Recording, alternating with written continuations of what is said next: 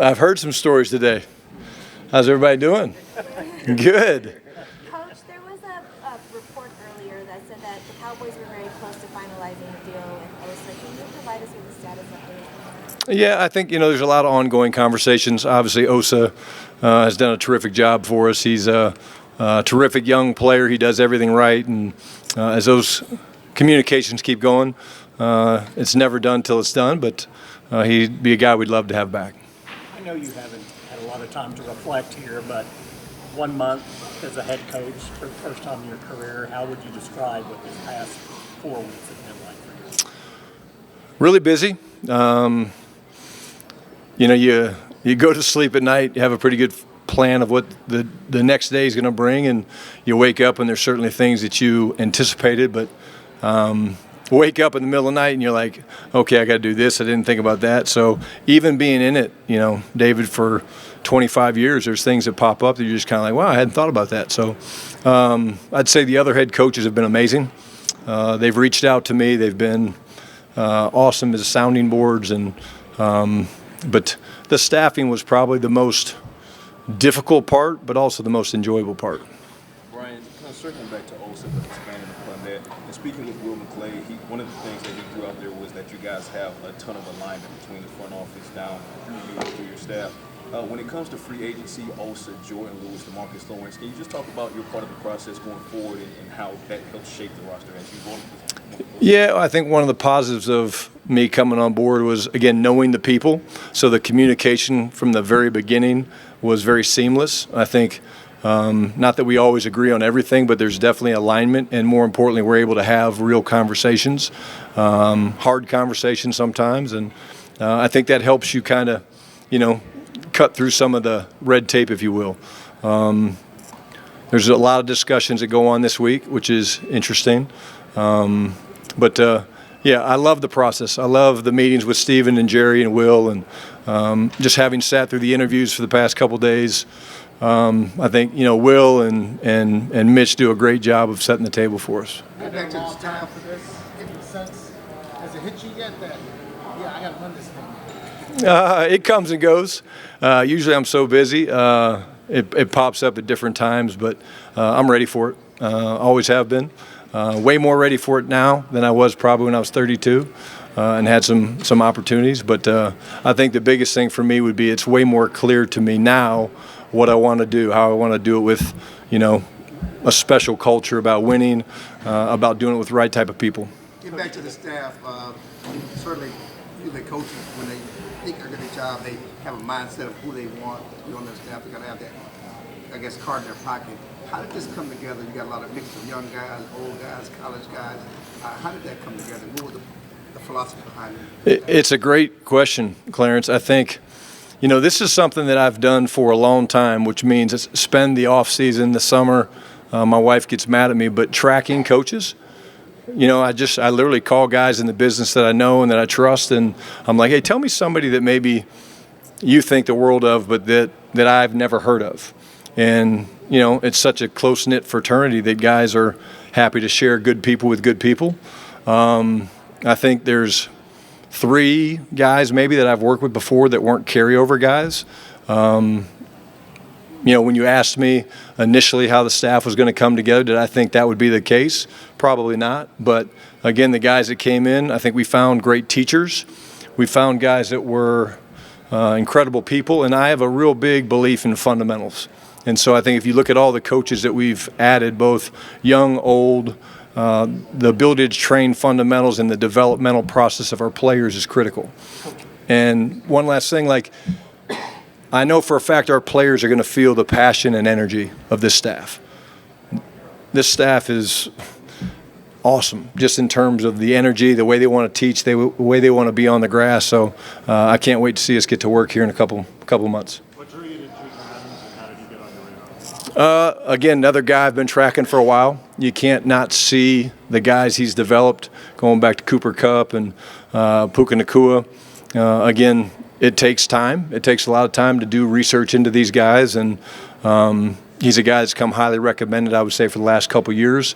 And then when you get in the room with a guy, you see his infectious personality and his ability to teach the particulars of releases, top of the routes. What I love about Junior, he's able to take a very complicated position and make it simple for the players, which allows those guys to do what? Play fast.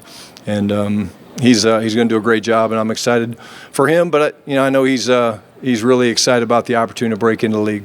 Brian, you've been affiliated with run-heavy offenses going back to the Jets, or run-oriented offenses. So how do you see that applying next year? And what do you see from Ashton Jeanty, whether or not you guys take? Yeah, I think offensively you try to build it, based on what your guys do well. I got in trouble for letting Russ cook a little bit back in Seattle, but some people got the joke, some people didn't. But no, again, at the end of the day, you have to be able to run the football. I think we've made a commitment that we want to be great on both sides of the line of scrimmage. That's a huge part of it. The way I say it is, when teams know that you're going to run the ball, you have to be able to run the ball, and conversely stop the run. But again, depending on how the roster is built and how it's constructed, we want to, be able to feature our guys and what they do well, and we want to be multiple. One of the main reasons Matt Eberflus here is, again, the ability to take the football away. That's a big mantra when you talk about, what we want to be is we want to win the turnover battle. We want to own both sides of the line of scrimmage. We want to attack with our playmakers, and then at the end of the day, we want to be a team that plays incredibly hard for one another. Brian, going back to the On Jeanty? Yeah, again, just early in the process. Seeing a lot of his highlights late at night from the West Coast. Going back to the balance of the coaching staff, obviously this is your first NFL combine as a head coach, and you have some, first-time NFL coaches like Connor Riley, but you have those who are experienced as well, Matt Eberflus and some of his staff. What's the process been as far as the acclimation of all of that at this NFL combine? Well, it's been long days, honestly. We really brought the whole staff up here. We've been doing a lot of football in the morning. Guys get pulled away to do interviews and things like that. But what's been really cool is watching the experienced coaches lean into the younger coaches. And we've actually, even in some of the interviews, we've had some of the quality control guys do some of the interviews. And why would you do that? Well, you do it to develop your younger guys. And so to watch a J.J. Clark, to watch a Ramon Chinyong go through the interview process and taking these guys through the process, it's great for us as coaches to evaluate them, but also for Will and Mitch and Chris Vaughn to see those guys in that role. Because at some point when we win games and guys begin to move on, those are the guys that we're going to be, promoting from within. Coach, earlier in the week, Pete Carroll was pretty effusive in his praise for you. What does it mean to receive an endorsement like that, given your history? Incredible. Pete, was so good to me. 2017, I was coaching the quarterbacks in Indianapolis, and my phone rang, and I actually had Pete's number in my phone from 2001. When I left USC, Pete came in and did not have an opportunity for me to stay there. And I saw it and looked at it, and from the moment I went there, Pete's been incredibly impactful to me. And what do I mean by that? I mean the way he looks at the game, the way he wants people to let their own personalities shine and not kind of put people into a box, per se. I think that's one of his greatest strengths, even at his age. His energy, his juice, his passion. Again, it was a hard breakup. It really was. I laugh about the let Russ cook thing. Pete and I truly just agreed to disagree. We set franchise record for most points scored, and we just kind of saw it going different directions. But the guy's a Hall of Fame coach. To do what he did at USC, to do what he did, at Seattle, and what he'll do in Las Vegas, and very powerful for me because here's a guy that talked a lot about when he left. I think it was the Jets, New England. I can't remember, but he took a year off. He literally got a notebook out and he wrote down everything that he believed in. And he challenged me on that from the first day I was there. He said, Shotty, he goes, in a lot of ways, you're a football savant. You've been around the game your whole life. There's things that you've learned along the way that you don't even know you've learned. But what do you really believe in? And I thought that was really, really cool. And he didn't have to do that. Amazing coach that I truly probably, of all the coaches, including my father, he's the guy I probably model myself the most after. Brian, when you've walked around here in combines in the past, maybe you could go unnoticed at times by fans and media and things. This week, what has that been like? Have you noticed more people knowing who you are and where you are and where you're going, what you're doing? Actually, Todd, I haven't gotten out much, to be honest with you. It's been nonstop. There's a lot of work to be done. Again, other than a few autograph seekers, it's been pretty normal. But I would say literally so proud of the staff. I mean, like literally, it feels like we're in season a little bit right now in terms of the hours. We're putting in an offensive system, right, making some adjustments with Clayton and the new guys coming on. Flus has, again, been incredible in terms of what he's trying to do with the new pieces and the new coaches, Aaron Whitecott and guys like that. So I haven't had a whole lot of time. And then, again, this is the time of year where coaches kind of get caught up, if you will, on the whole player acquisition part of it. You're kind of, okay, all right, these are the free agents. Okay, ooh, the draft, like we just talked about Jeanty. Like, I know who he is, but, again, have I studied him? No. We just got the staff done, 10 days ago, and then you dive into the playbook and all that. And so it's been a lot of long hours, and I really haven't had time to say what feels different. Brian stayed home and had the staff at home and done a lot of that stuff. Why was it important to bring them here? I think we learned a couple years ago with Mike when I took over as the coordinator that when you stay back and some guys go, things get lost. And so it's just better to move the whole shop. And, again, kudos to Jerry and Steven and being willing to do it. And it's certainly expensive to do it. But you bring everybody up here, and we all got in here on Sunday, and Monday morning was no different than working out of the Star. And we just worked most of the day on football, and we got pulled away to formals. And otherwise, what happens is a guy gets caught on a flight and he's flying and he misses something, and just the attention to detail is not the same. I think we learned that a couple years ago with what we tried to do with Mike. Brian, after the play, would you mention, real quick, would you mention Mike? Is there anything, though, that he did? Recently, the grades came out from the NFLPA, and he's gotten A's the last 2 years. So obviously the players like things that he's done. Is there anything that he's done that you plan on trying to continue? Oh, yeah, ton of things. Mike's an incredible coach. I'll put my fingerprint on it for sure, but, Mike's an awesome coach. Mike and Jerry had a lot of hard conversations and ended up not working out, but I will never talk about Mike McCarthy in any way but hold him in the highest regard. He's one of my best friends in football, an amazing coach, an amazing mentor to me, and he'll be back on the sidelines before too long. Brian, you're a play caller. What are you looking for from your relationship with Clayton, and what do you need from him as an offensive coordinator? I think it's kind of cool because it's a little bit what I was doing for Mike. Clayton's going to be very impactful for me in putting together the game plan. I think as the head coach, you always think you're going to be able to be in all the different meetings and things like that, and I'll be in most of them, but you're going to get pulled away. There's going to be things that come about that you're like, okay, wasn't in there for that. This guy is just incredible in terms of his foundation of teaching fundamentals. And he's been a kind of a fast riser, if you will. I remember meeting him a couple of years ago. He's coaching the tight ends here in Indy, and just walking away from the conversation before a game and being like, okay, that guy's different. And then to see the success he had in Arizona, he's a guy that I've kind of been tracking and saying, hey, if ever given the opportunity to be a head coach and being the play caller, a guy like this would complement me in some areas that I quite honestly need to be complimented.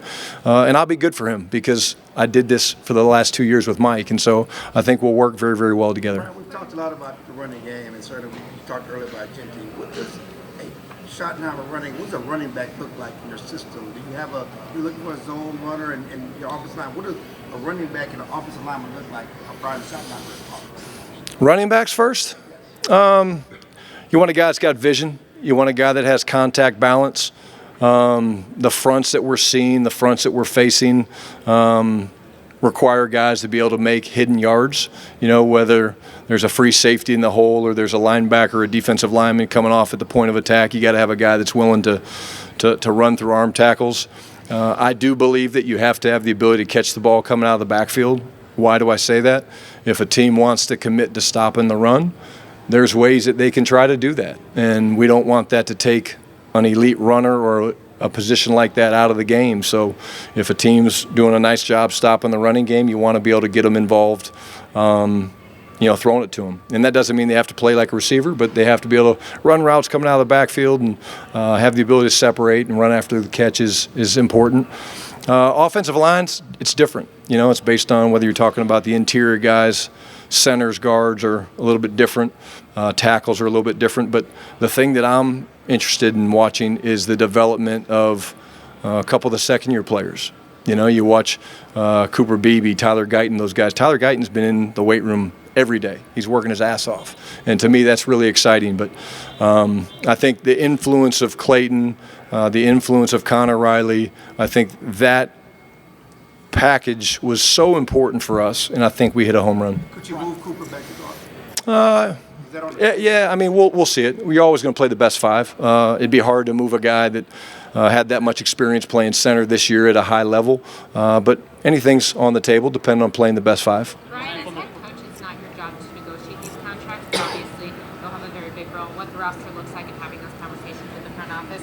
When they come to you and say, hey, Micah is eligible for an extension, how do you see what he brings to the team and what do you want? What do you say and how do you discuss being part of the team? Yeah, I talk about what an elite player Micah is. The benefit we have from practicing against him every day is we see the problems that he creates.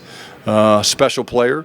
And I think that the conversations that Jerry, Steven, Will, and I have had along with the staff have been so open and honest, and that's what gets me excited.